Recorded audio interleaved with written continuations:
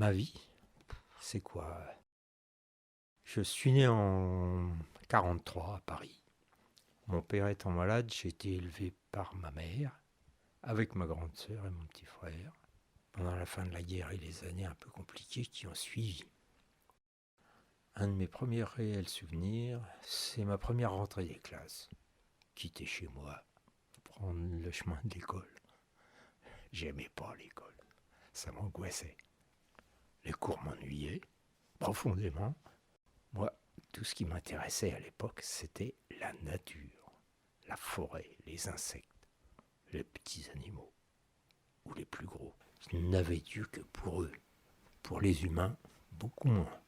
Au secondaire, on m'a dit que j'étais bon en dessin, donc on m'a envoyé dans une voie technique, lycée, études supérieures. À cette époque-là, ça m'a surtout permis de ne pas être envoyé faire mon service militaire pendant la guerre d'Algérie. Après mes études, j'ai directement intégré la SNCF, comme mon père finalement.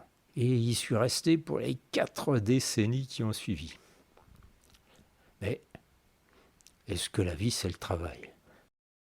Je ne suis pas vraiment sûr de cette idée.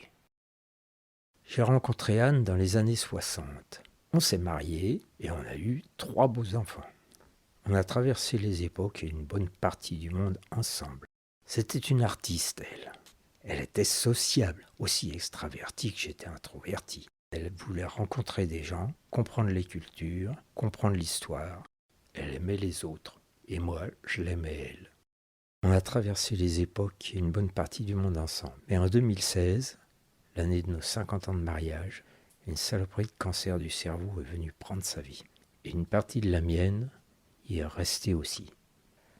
Comment tenir après? Comment taire les pensées? Mon salut a été de retrouver la forêt.